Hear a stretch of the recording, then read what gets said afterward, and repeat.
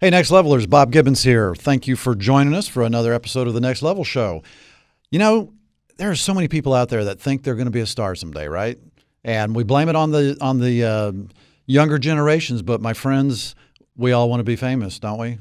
Actually, I don't. I don't want to be famous. I want to be rich. I don't want to be famous because I want to be able to walk around the world, do whatever I want. But there are lots of people that are walking around with GoPros and all kinds of camera and media, and people following them around and trying to be stars. And why are they doing that? How are they doing that? And what constitutes an influencer? Well, today's guest is an expert on all of that. And Reed, you know, sadly, before we started this show, I didn't really ask you how to pronounce your last name. There's a few different ways. So yeah, Duchscher. I get Duchscher a lot. So that was what do you like? Duchscher's fine. Duchscher. Yeah. It's okay. Isn't that crazy? I invite you to be on my show, and I don't even ask you that before we go on the air. No worries at all. And you talk about, it was funny you said, change. Like the one thing that I ask people when I first meet them is, are you ready for your life to change? Because when you become an influencer, much like the people that we represent, you no longer can go out in public. So a few of our clients, Mr. Beast, Preston, Unspeakable Gaming, who if you watch YouTube, they're a little over 10 million subscribers. Jimmy almost at 24 million now. Wow. Cannot go out in public. Cannot do it. That is so sad. So you really give up your personal life to become an influencer. I mean, I have a camera right over your shoulder right now, and I do it for a different purpose, more of a B2B purpose. But yeah, I mean, he gets approached and Preston get approached everywhere they go. Well, Reed Duchscher is our guest. He is the president and founder of Night Media, and you can find them online at nightmedia.co. Not .com, .co. C-O. Yeah. Yep. And before the show started, I asked you why not .com, and you said because the people that own that haven't been willing to sell it yet, or you hadn't even responded to you yet. They haven't responded to the email, so I'm willing to buy it if they're open to it. That is amazing. I've actually heard that more than once, and a lot of people come onto the show, and I say, well, why'd you name your company what you did? It's like the URL was available. Yeah, I wish we had a better name around Night Media and why we picked it. Actually, one of our clients, Preston Plays, picked the name for me. I went to him and I was like, I need a name for a media company. What are your thoughts? And his big thing is fire. So his brand is Fire Nation. He's like, trust me, man, just go something simple. He's like, Night. I love it. And that's just kind of how it happened. It was over a 2-minute phone call. And he had no particular reason why. No, he started with Ice. He's like, Fire and Ice. I'm like, I'm not naming my company Ice Media. And he's like, okay, what about Night? He's like, you like darkness. You always wear black or dark blue or navy. He's like, what about Night Media? I was like, all right, I like it. And we ran with it. I do like it, actually. Mm-hmm. Now, I also wondered, is that because so much more of the media content gets consumed at night versus day, but that sounds like I'm overthinking it. I should spin that story you to can say use what that. you just said. I welcome. might in the future tell that. So let's talk about this for a second. What is an influencer? How do you define an influencer? It's a good question. I think it's very broad, and for us, like how we define an influencer is someone that influences others. And again, very broad because a lot of people influence what other people think. But most of our guys, if they post about a consumer product or if they talk about something, they influence the purchase of that individual or that consumer watching them. And so influencers can be on Instagram, Twitter, LinkedIn, B2B. They can be on YouTube where we're predominantly based. But for us, like when we look at influencers, like we look at a larger scale of person who is reaching millions instead of just a few thousand. And what is the common theme or thread of all these influencers? I mean, is there one? Not really. We focus on family-friendly creators, and so it was our main pillar when I started Night Media. Is I said I was never going to represent people that didn't perceive a positive light to children. Most of the people that watch our videos are ages 8 to 14 years old. A few of the guys hit a little older demographic, but for us, like staying family-friendly at our core is very important. And is that because if you're family friendly with some of your clients and not family friendly with other clients, is that are they mutually exclusive? No, so there's a few different reasons. One, obviously you get higher ad rates if you don't swear and if you don't promote alcohol and tobacco. The other thing is I just don't feel comfortable growing the businesses of people that are swearing to kids or teaching kids how to swear and vape and do all these other things. And so it's really, as we think about it, it's just like, well, how do we want kids to perceive our content? Do we want to be a positive role model? Yes. Do we want to provide them with an outlet to go find content and get away with something they're struggling in their real life? Also, yes. And so that's why the family-friendly pillar is just important to us. You know, it's interesting you say that because when I look at the production of scripted content, whether it's Amazon or Netflix or whatever, they have apparently the totally opposite opinion. And in fact, it was so interesting to me. I watched on Amazon the show about the comedians. I'm going blank on this right now. The female comedian from the 1950s, and Mrs. Maisel. And the first season didn't have a whole lot of profanity in it. Yeah. The second season ramped it up big time. And I thought, wow, what changed? What was it so important? Why was it so important to suddenly throw in the F-bombs all the time when they never really existed in the first season? I don't understand that. Well, we had the same negativity about the new season of Stranger Things, right? Because there was a lot of smoking involved in Stranger Things. Every episode had people smoking cigarettes. And so there was a little bit of backlash upon that. But I don't know if Stranger Things fan base is ages 6 to 14, 8 to 14 like ours. And so it's mainly based on our fan base, right? Like we want to portray that positive content and that positive light. So is that also a function of the parents? I mean, do the parents really have any influence on what the kids are watching? I think they do. I think they have a large influence. I think most parents give their kids their phone or their iPad, and that's how they find our content. They go on YouTube or YouTube Kids, and they search and they start clicking on videos, and they'll fall down this rabbit hole and eventually find Preston or Mr. Beast or Unspeakable Gaming. And so a lot of it is parents just feeling comfortable with their kids going to YouTube and watching content. But once the parent gives the device to the kid, do they really have much control?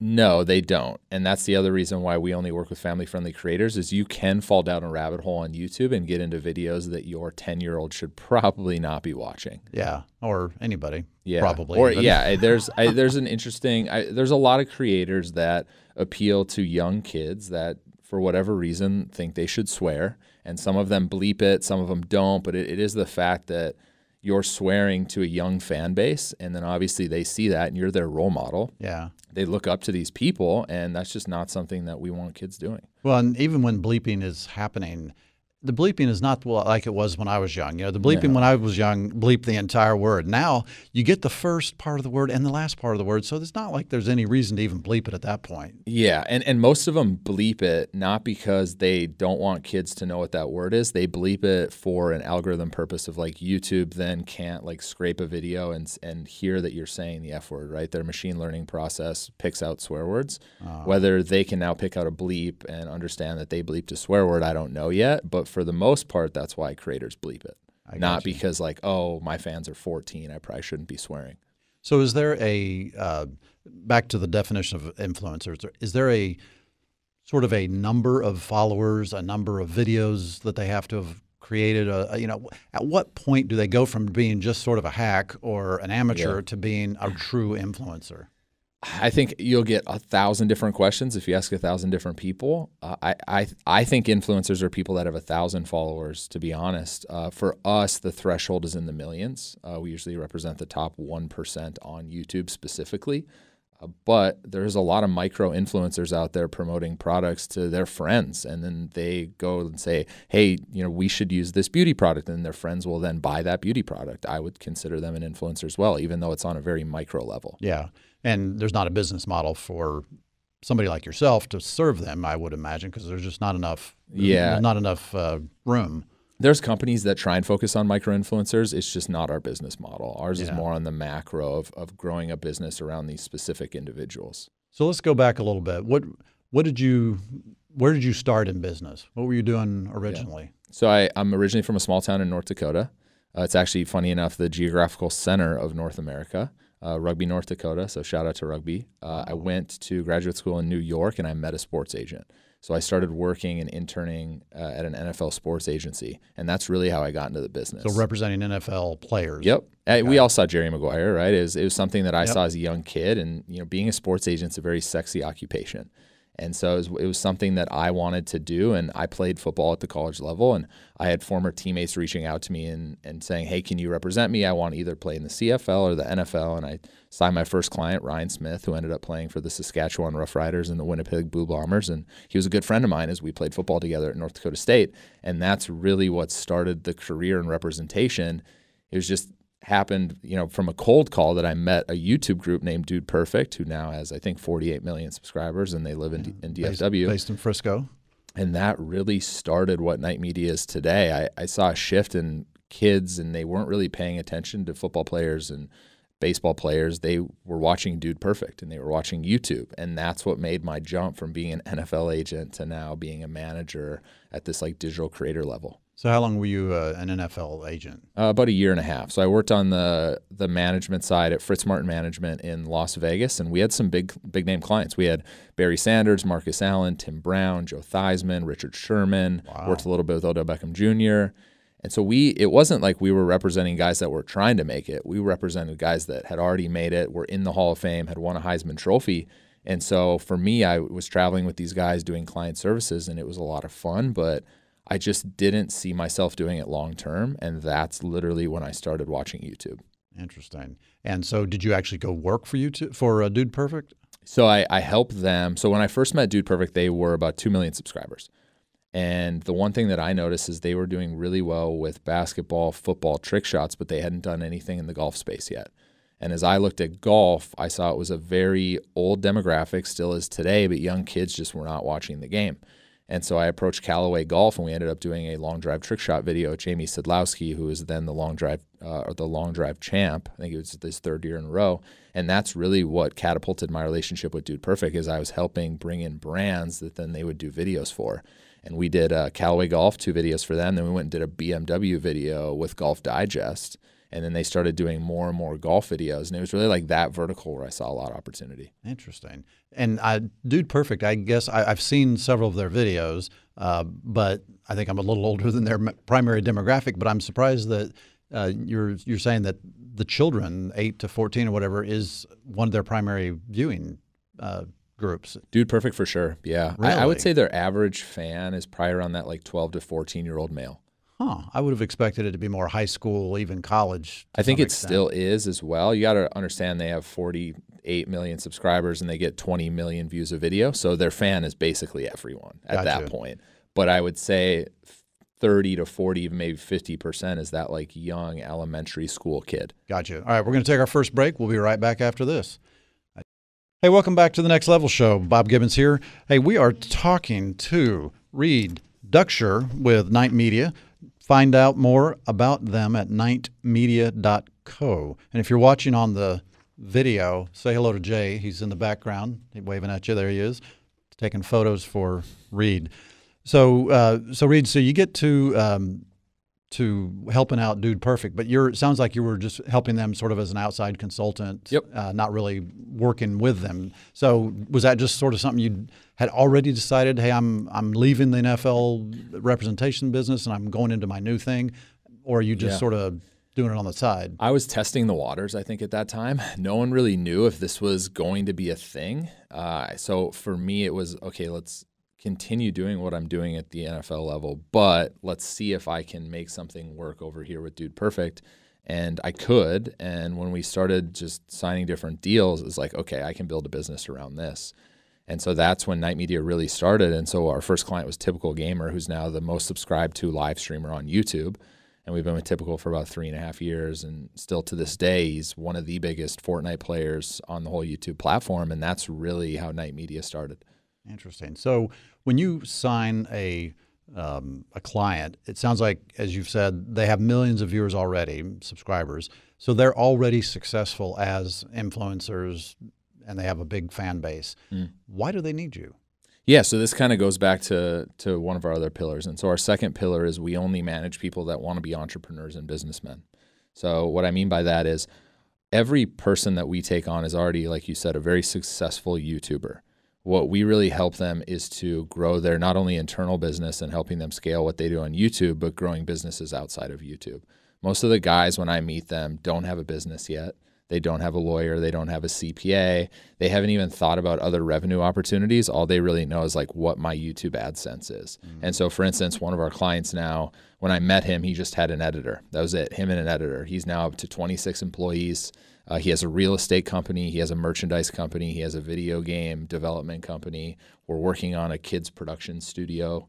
So it's like those different pillars of each individual business. But the reason we can do that is because we do represent the person that's at the top of their game, right? They're doing hundreds of millions of views on a monthly basis. That's incredible. So you're really diversifying them, but also professionalizing them and showing them revenue streams they didn't even know existed. Exactly, and we'll help them sign an agent. So one of our clients is with William Morris Endeavor, one of the biggest Hollywood agencies, and they're helping us with different animated projects and different production projects. And we're also in the process of finding a publicist for 3 other clients. And so we're really that main pillar for them as their business manager. So everyone really comes to us. I have to deal with the agents, the publicists, the lawyers, the accountants. I got on a call from one of my clients' CPAs yesterday about an investment deal. So it really funnels all like through Knight Media. Interesting. So you really, in a way, you're still representing these guys, but in a kind of like you would of an NFL, but it sounds like on a much more comprehensive, full-fledged basis. Yeah, and a much more personal level. We're very, very close with the people that we manage, and it's very similar to how it was in traditional Hollywood. Is every actor or actress has a manager who is usually their closest business relationship, and then they have an agent, a publicist, a lawyer. It's the same way. We've built it the same way that traditional Hollywood did. It's like we're that most important pillar in their business team. So how many influencers are you able to manage at any given time?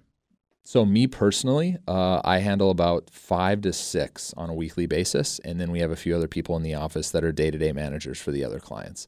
I'm pretty capped on time at about 5 people. So me personally taking on any more clients is probably not going to happen, but Knight Media will probably take on 1 or 2 more in 2019.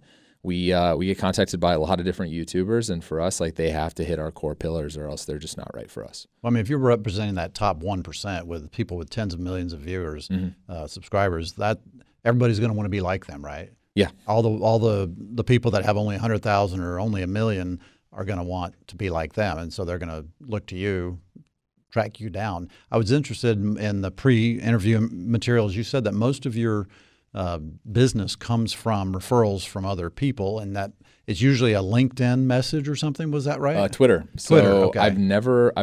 So we have 10 people on our roster right now. We didn't recruit any of them. They were all a Twitter DM or a mutual connection that said, "Hey, please meet my manager." But our biggest clients to date have all come through a Twitter DM. That is hilarious. Yeah, and to this day, I just met 3 or 4 more people in the last month through Twitter DM. So it's like we've built up this reputation now, where it's like when you're a YouTube star and you're pulling a substantial amount of views and you want to take your business to the next level, like we're the biggest player in the country right now. Really, with only that many, that's hard for me to imagine, because you think that there's so many YouTubers out there, people are just throwing new content out there constantly, and yet you're the biggest with that few clients. Yep. And are you the biggest because of the number of views and such, or just the number of clients also makes you the largest? There's a few things. So we're a management company at heart. We're not a large agency like CA or William Morris Endeavor. There's not a lot of people playing in our space that are representing the top creators. And so from a views per month standpoint, we're just under 1 billion views per month across our client roster. And from a subscriber standpoint, I think we're closing in on 100 million. So for a boutique management agency, I can't actually name anyone else that's playing in our space that has that amount of views and leverage and influence. So, I mean, who's the natural competition, if you will? I mean, is it other sort of agents, kind of like you've talked about with NFL agents? Is it advertising agencies? Is it the business management companies, consultants, kind of like the accounting firms? Yeah, there's other management firms, like traditional Hollywood management firms that have a lot of actors and actresses and musicians. Right. I think they're our main competition, but our business model is also different. Our business model isn't just talent management. That's obviously what we were built on, but we're really business partners now with all our clients. And so whether that's kids animation, whether it's beauty products or other consumer packaged goods, that's really where we're headed.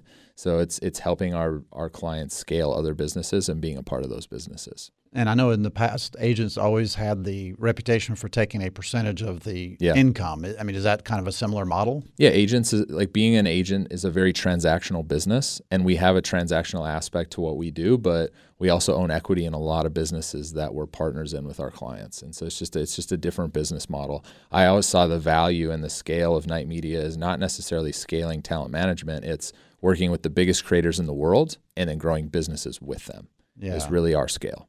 Interesting. So do they come to you at times and throw out ideas of things they want to do? Every single day. I get texts and emails every single day with our clients pitching ideas. So give me an idea of what's some of the crazy stuff that they've pitched you that you've said, yeah, I don't think that's a good thing for you. Oh man, well, it's a lot of consumer products. I think everyone now, especially the larger influencers, are trying to get into consumer products, and I think we're trying to figure out, what consumer products we use on a daily basis that we would want to own instead of partner with a larger company. For instance, like an Axe body spray or Oberto beef jerky or something like that. It's like, does it make more sense for us to create our own brand and own it instead of just being a talent for someone else's brand? Because we also have that leverage. And so I get pitched on a lot of consumer product ideas from our clients now because I have put that all in their heads. And there's been some crazy ones that we've had to shut down pretty quickly because either the market hasn't been big enough or the market's way too big and way oversaturated. But usually it's that mixed with, anime, animation. It's all over the board. I think for us, the sky's the limit. Like anything is possible within Night Media, and our clients know that. If they want to make a motion picture or if they want to pitch a movie idea to Disney or to Nickelodeon, it's one call away.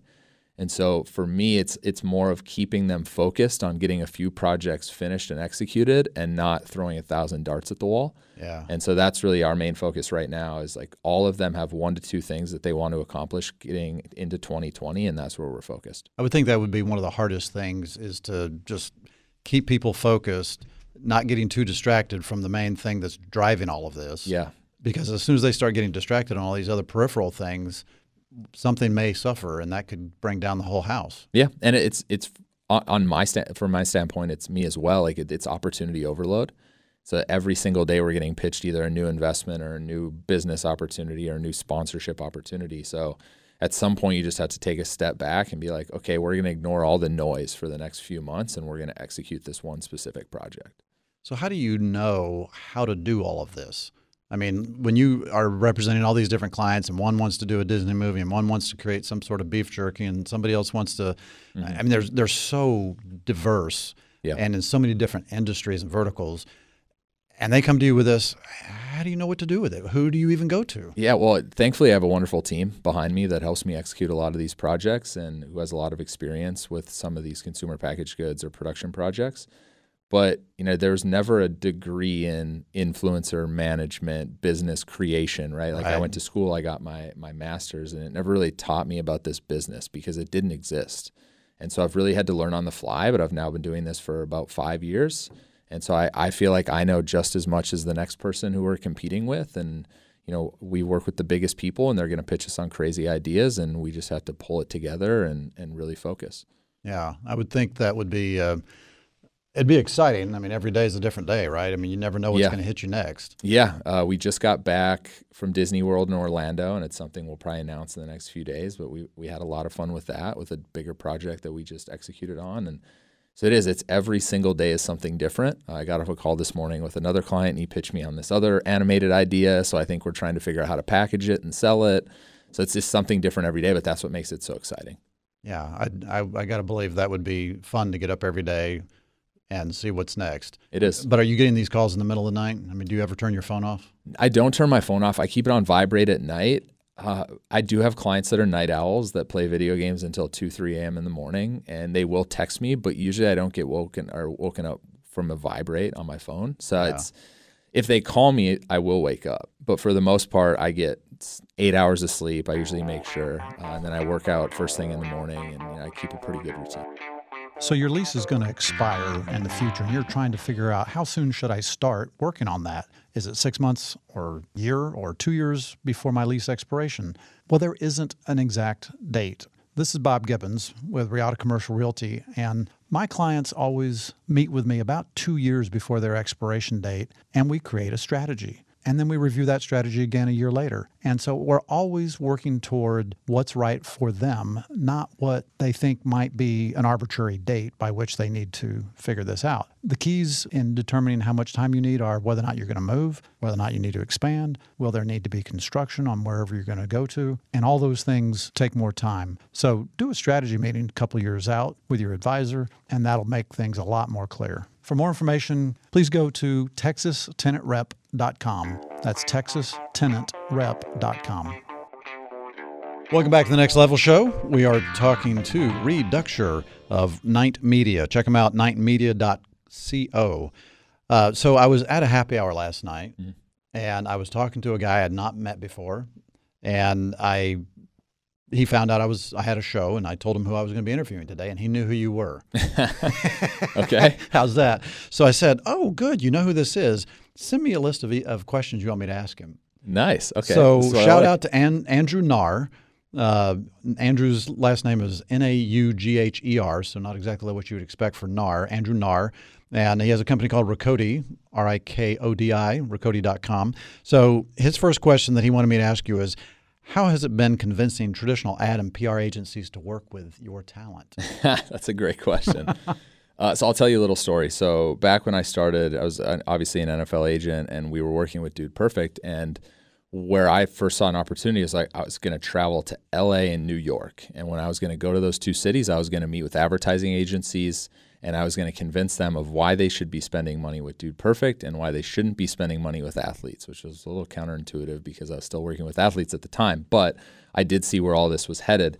And they didn't necessarily laugh at me, but they thought I was crazy, because why would they sponsor an internet personality when they could pay a professional athlete who they thought at the time had a lot more influence of what people were wanting and what they cared about?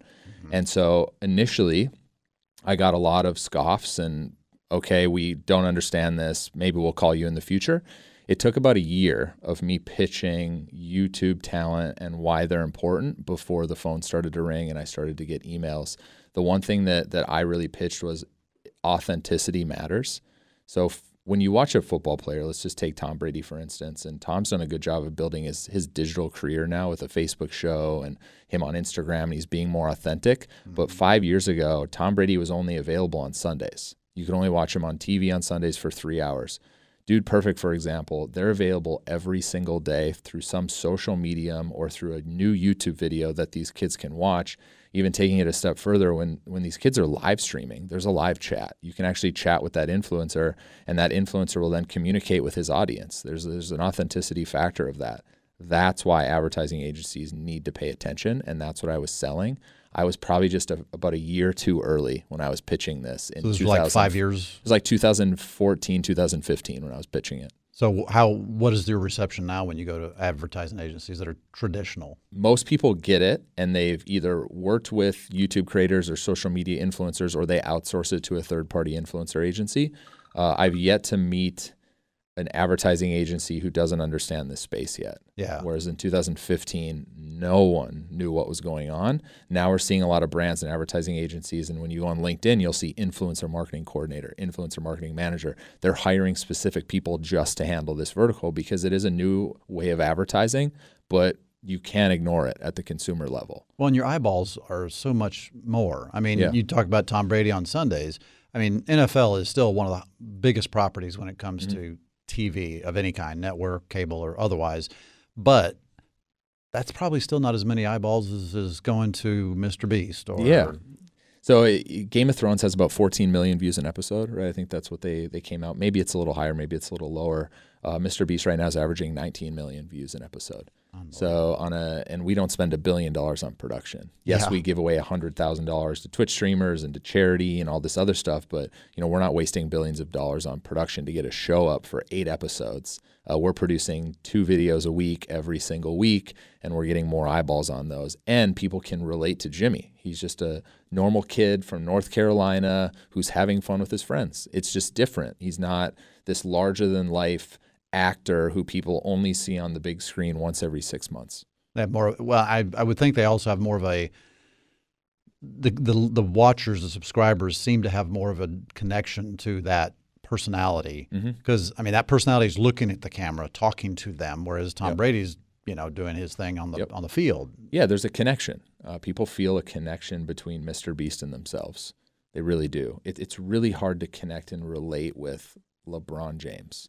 Right, he's 6'10", he's 260 pounds, he's an amazing athlete. How do you relate to someone like that? You can't as a child. It's the reason why all these kids growing up now want to be YouTube stars. They don't want to be pro athletes. They don't want to be astronauts. They want to be a YouTube star.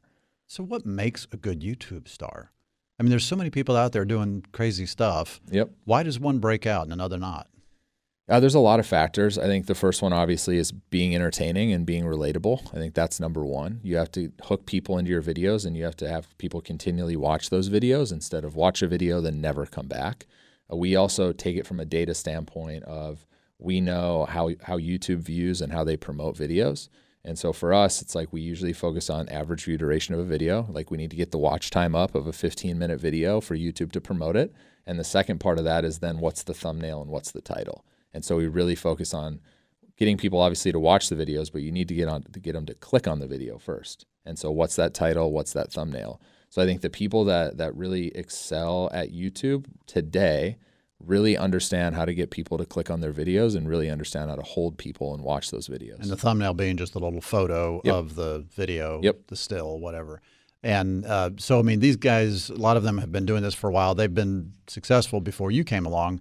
So do they sort of resent a little bit your involvement, inserting yourself into the production of the videos, that they will say, hey, I've already got 10 million followers. You just focus on all these other revenue streams. I'll deal with this because I'm obviously the expert here. Well, it's a little bit different today. Back when I took on Mr. Beast, he had 1.8 million subscribers. He hadn't taken off yet. He'd been making videos for 6 years. 1.8 million, and he hadn't taken off. No, not well. He's at 24 now, so it's just it's a little different world. But unbelievable. At the time, he wasn't making any money. He was making good videos, but he also hadn't hit that hockey stick growth yet, and he only had a couple people working for him as part-time employees. And what I really did was I helped him understand like where this business could go. He gets content and gets like his audience more than anyone. I just helped him build infrastructure. And so we don't always come in to a guy that has 10 million subs. We do now because that's our model. But when I met Preston Plays early 2017, he had just under 3 million subscribers. He now has over 10.5 million on that channel. And we have 6 other channels within his network. And so he has close to 19 million subscribers cumulatively. So you'll have the same person who will have multiple channels, each of which has a different audience or a different personality or different game, different audience. We usually break it up in, and this is what we've started doing with a lot of our creators, is they have a real life channel where they make vlogs and real life content. They have a gaming channel where they play a specific game. So maybe that's Minecraft. And then they might have a gaming channel that plays a different game like Fortnite, which has a little older audience. And so that's kind of how we break it up. And that's what he's done really well. And then we took it a step further. And we're like, okay, where's this world going? We think it's going mobile, obviously. So we have a mobile gaming channel. It only plays mobile games. And so it's Preston Mobile. And so we've really built out different channels based on like different audience segments. So whenever they have all these different channels, does that not dilute anything of their original, or is it just leveraging that and expanding it? Yeah, it's a good question.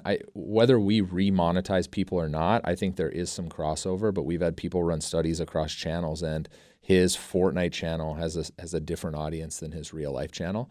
Also, when kids approach Preston, and he's from Grapevine, he lives here in town, if it's a little child, like if they're 6, 7 years old, they always call him Preston Plays, which was his big Minecraft real life channel. But if we get approached by a 14, 15, 16-year-old person, they always say TBNR Frags, which is his Fortnite channel and which was his Call of Duty and other FPS gaming channel. So it's different. The audiences are a little different. How much difficulty do you have with all of these clients based on the changing nature of algorithms and the way YouTube and other platforms manage content and promote things? I mean, do they come to you and say, hey, by the way, we're going to be doing this so you can get prepared, or they just do it and you just are surprised and have to react? YouTube, we have a very good relationship with Google now. And so they will give us heads up on certain changes or things they're beta testing and usually give us access to that, whereas before they just didn't because we weren't as big as we are now. We are looking at data every single day. So usually when something changes, we know. Everyone's in a group chat. We're all talking about it. And most of our guys are very data minded. So we usually try and stay ahead of, okay, was there a change today? We saw a 30% drop in views. And then we have a person who works on that data to figure out, okay, what was the change? So it's something that we think about, and it's every single day. It's not something we evaluate every month. It's like an everyday thing. Interesting. So whenever I go and watch a video on YouTube, some have advertisements, some don't. Some I can click through, some I can't. Help me understand what all that's about. Yeah, different ad units. So depending on the creator and the size of the channel, most channels will only have a few different ad units. They'll have skippable ads, right, which is like the least preferred method because you can skip it after 3 to 5 seconds. The bigger creators will have what we call preferred ads. And so they'll have unskippable pre-roll ads, or they can put mid-rolls in their videos. They also have banners that sell in their videos. So it really depends. And it's a lot of time it has to do with the content. What do advertisers want to put their ads on? And it's obviously family-friendly channels, things that appeal to their specific audience segment. And so for us, like we have, I think it's 5 different types of ads within our creator platform, and most people only have one, unless you get to that top tier. So at what point, how many subscribers or views or whatever do you have to have before YouTube will start rolling ads on you, on your content? Yep. And at what point do you now reach the level where they actually start sending you a check? Yeah, so it's called a YPP, so YouTube Partner Program. And to get into the YouTube Partner Program, you need, I believe it's 4,000 watch hours or 5,000 subscribers. And it might be both, I'm not exactly sure, but that's when you get put into, you can apply to get into YPP. And then once you get approved in YPP, you can start running ads. And they won't do, well, they'll start running ads and send you a check? Or do you have to even reach a higher level to get the check? Well, I think the payout, you have to have over $100 in your AdSense account for them to actually send you money, which most people, when they get into YPP, will, I believe. So that's usually what happens. They'll run ads on your channel and they'll pay you out 30 days later. I got you. I feel like I'm promoting YouTube right now. So. Well, I mean, YouTube is the biggie. Are there other platforms that are worth talking about? There are. There's quite a few, especially in the live streaming landscape. We've probably seen it in the news now. Ninja, one of the biggest gaming influencers, switched from Twitch, which is all predominantly live streaming, to Mixer, owned by Microsoft, also a live streaming platform. So there's a live streaming war going on right now between Twitch, Mixer, YouTube, and then there's a new player in the space called Caffeine, which is run by a few Apple execs. Let's talk about that in a second. We're over already. We'll be right back. Welcome back. The Next Level Show, Bob Gibbons talking to Reed Duchscher. Check them out online, nightmedia.co. So before the break, we were talking about different platforms and which ones for live streaming were really worthwhile. And you were saying there's kind of a war going on right now. Yeah. You mentioned Twitch and a few others. What's the war? Because most of those I've never even heard of. So what's going on right now is the platforms are all like vying for the top creators. Right. And we really saw this happen when Ninja switched from Twitch to Mixer. It's like the biggest creator on Twitch by far switching over to a different platform, which is Mixer, owned by Microsoft. Right. And so now what we're seeing is a bidding war between, a lot of different platforms that are predominantly focused on live streaming. So whenever somebody moves from YouTube to one of these others, what do they just do a video and say, hey, I'm moving over here, follow me, and all their followers do? I mean, how do they know that they're really going to be able to translate that? They don't. I think there's obviously a risk there of, can I convert all my followers that are watching me on Twitch, which might be 15, 20, even in Ninja's case, 60 to 80,000 people concurrently every day. Can I convert a large percentage of them over to another live streaming platform? I think we're finding that out. And over the course of the next 3 to 6 months, I think we'll have a better idea if Ninja can, in fact, take most of his fan base over to a new platform. But for us, it's a big risk. Switching from being a YouTube live streamer to then going over to Twitch, to us is still a risk, and I think we're just still trying to evaluate if it makes sense. Yeah, I mean, I would think that would be very difficult and dangerous, because if you do it and it doesn't work, then do you go back, or do you run concurrently on both? Can you run concurrently on both? They all take exclusivity. So if you sign an agreement with someone, usually you're locked into a contract for 1 or 2 years. So if it doesn't work, you have to make it work. That's why it's a big risk. So it's Pepsi and Coke. Yeah. If I sign with Coke, I can't provide Pepsi. Exactly. Oh, there's no concurrently live streaming over multiple platforms anymore. At the top, if you're a small creator just trying to make it and doesn't have an audience yet, you can figure out which one you like better. But at the top of the chain right now, you have to pick who you want to exclusively stream with. How important is live streaming, truly live streaming, as opposed to just create a video and put it out there? For our clients specifically, there's a few of them that are just focused on live that do over 100 hours a month just live streaming. And there's a lot of clients of ours that just focus on VOD, video on demand. So it really depends on the specific person. I think the gaming world right now is split. YouTube does hundreds of millions of views a day on just video on demand gaming, and Twitch as well. If you can go on Twitch at any given moment, it'll have over 1 million people concurrently just watching different video games. So a lot of people with time on their hands. Yeah, or most people, from what I understand, will have a stream up at work on a computer or on their phone, and they'll just listen to the audio and maybe glance at it every like 10 minutes. Even in our office, for instance, like some of our employees will have a screen up that will have a Twitch stream on it, or we'll have a TV in the corner that'll be playing one of our clients live streaming. So for us, it's like in the background. Interesting. All right, let's go back to Mr. Nar. Let's see what else he has for you. Let's do it. All right. With growing skepticism over purchased followers, how are you validating your talent and their followers? How do you know that they're real, not some bot or whatever? Yeah, there's programs that you can then scrape bots with now. I mean, for us, there's no value in buying subscribers, and we can back it up. All our channels are healthy. If we have 10 million subscribers, in Preston's instance, he's doing over 100 million views a month. He's averaging 3 to 4 million views a video. Like for us, like why would we even buy views at that point? Like they're all legitimate. It makes no sense. I can see where there's a worry on Instagram with micro influencers going from, hey, I have 5,000 people that follow me. Now I have 400,000 people, and they're getting the same amount of engagement on posts as they were when they were at 5,000 as opposed to 400,000. So it's something that brands are being very skeptical of. They're just going to have to identify which software they're going to use to identify like, okay, what percentage of their audience is actually not real. Yeah. Interesting. What's the how do you define success with your influencers? Or more importantly, a better way to ask that is how do they define your success in representing them? I think it's different for each individual. If we had 10 conversations about each client that we represent, they would define success differently than the next one.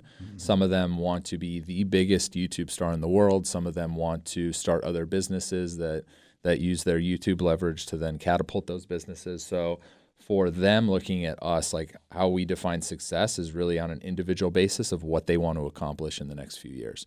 And so usually when we sit down with people, it's, okay, here's how your business looks today. How do we want it to look in a year? What other businesses do we want to be a part of this? And that's really how we define our success, is our ability to execute. So who is the biggest YouTube star, and how many views are they getting, or how many subscribers do they have? Yeah, it's tough to answer that. I think the biggest personality obviously is PewDiePie. Never heard. He has 100 million subscribers. He just crossed 100 million subscribers last week, actually. I don't know what he's averaging. I think he's close to like 500 to 600 million views a month. From a personality standpoint, he's the biggest in the world. And what's his shtick? What's his deal? It's changed over the course of the last decade. So he started with gaming videos. Then he transitioned a little bit into, now he makes meme review videos and just different vlogs in front of a camera. And so people still watch him because he has a grown fan base. But there's also massive influencers in the kids space. I think Ryan's Toy Review pulls close to 600 to 700 million views a month, has a show on Nickelodeon. So it's really hard to answer that. There's like big personalities for each specific segment. There's like a top beauty creator, there's a top vlog creator, a top gaming creator. We're just lucky enough to have one of the top ones in a lot of those categories. And does the size of the audience shrink as the star ages, or as the target audience ages? Yeah, in some cases it does. For us, we're building content as our audience grows. All right. So for Preston, when his fan base goes from watching real life content, which is probably 6 to 8 years old, they'll gravitate towards his Minecraft channel, or they'll gravitate towards a Fortnite, Counter-Strike, Call of Duty channel. And so we're making content for his fan base as they're growing up, instead of making one specific video every day. And then once that fan base grows out of that video, they no longer pay attention to that person. So we view it a little differently. When it sounds like a lot of the things that you're doing for them are really setting them up for what happens when they may not, when they sort of age out of the demographic or the whole process. Because I mean, once these kids that are 20 turn out to be 40-year-old guys, are they going to still be doing this? I mean, no, I got to believe it's a really hard life. I mean, it takes a lot of time, doesn't it? It does. Preston works 6 to 7 days a week, 10 hours a day. But all of our clients could walk away from their YouTube channel tomorrow and be just fine for the rest of their life. Yeah. They've done fine, I would right? think. Now it's us literally at this point. It's let's have fun and let's build something great, right? So it's a different mentality of like we need to grind for the next 5 years to like make a living for when we're 50, 60, 70 years old. They've already all made it, and so now we're just playing with house money and we're having a lot of fun. So when you bring in a new client, when you evaluated them and you decided, yeah, this is a good fit. Mm-hmm. What's the process? I mean, how do you integrate them into your system, or you integrate into theirs? And I mean, is it just sort of a big get to know each other? It is. So it'll start usually as a Twitter DM or a mutual introduction, and then it'll go into a first meeting. And I'll usually take a first meeting, or someone in my office will take a first meeting and get to know that person. Usually no business is discussed. Not that we don't care. We're just more interested in that individual person and less interested in like the business at that point. And so I really get to know the individual, what their aspirations are, where they came from. Is their mom and dad involved? Like what have you all done? Get me caught up on the life. And then the second meeting is usually diving into the business a little more and talking about their goals. And then we usually get to know each other over the course of the next 30 to 60 days before we do anything. And these meetings are in person? No. So a lot of these meetings are either over a video chat, over a Discord call, which is similar to Skype. Because like we have clients that live in Denmark. We have clients that live in Vancouver and North Carolina. Wow. They're all over the country. And so for us, it usually starts as a video chat. We'll always eventually get to a face-to-face. But we have a few clients that I've never met in person. Amazing. Talk to them all the time on video chat or on Discord or on the phone, but we've still yet to meet in person. And some of these guys don't like leaving their house. Like they love making YouTube videos. They love playing video games. And so a lot of them just don't really travel either. So it's just a different world. Interesting. I got to wonder about that life. Mm-hmm. I mean, it's cool what they're doing, I guess, but like I said at the beginning of the show, I just can't imagine a life where I can't walk the streets. It's like, Michael Jackson back, in my world, I'm 56. So, this world with the kids is a whole different thing. But in my world where, these media stars, these pop stars, I mean, that poor guy couldn't go anywhere. No. He'd just be surrounded and constantly. Our guys can't either. And so I meet a lot of parents whose kids want to be YouTube stars. And they say, how does my son become a YouTube star? And the first thing I say is like, is he gonna love it, right? Does he like making videos, or is he just doing it because he knows how much money can be made? You really have to make a distinction. If I'm gonna do this, it's gonna be a grind. Like I'm not gonna just make it and start being a successful YouTuber. A lot of the guys we work with have been doing this for a decade, and it took them 7-8 years to really start making money. And so for me, like as I meet a lot of these young kids wanting to be YouTube stars, I just hope they get into it for the right reason. Because if they do, in fact, become a massive YouTube star, your personal life is no longer there. Yeah. You can't go to a restaurant. You can't go hang out with your friends at Dave & Buster's. Or if you do, you're going to get approached by people to take pictures all night, right? So it's just not, you have to be comfortable with giving up that personal life. And some of our guys have private security. They have to. They can't go anywhere without having private security. Yeah, I had a client once that her husband had a private security company focused on pastors. Mm-hmm. So these giant churches, those pastors are celebrities. Yeah. And they have to have private security as well. Mm-hmm. It never occurred to me until she told me about that, and I was like, wow, okay. Yeah, celebrity comes in lots of different forms. Yeah. There's a lot of costs that come with being a star like that. Not just, hey, I have a successful YouTube channel. It's okay, private security, gated access house, home security. Like there's just a lot of things that come with it. Where's Night Media in 3 years? Night Media in 3 years, whether we're publicly or privately traded, I think we'll know a little more in the next couple of years. We'll still be a multimedia holding company. We'll represent the biggest talent in the world, but we're going to have a few massive businesses that we own with our clients, either making kids content for Netflix, Hulu, HBO, or we're going to own our own IP in that kids animation space. We'll probably have a large beauty department that works with some of our female influencers as well. Well, Reed, thanks so much for being on the show. I've really enjoyed it, learned so much. Listeners, please go check them out, nightmedia.co. And please go to thenextlevelshow.com to learn more about the show, or search us for podcast or YouTube at The Next Level Show. See you next week. Nice. Thanks, man.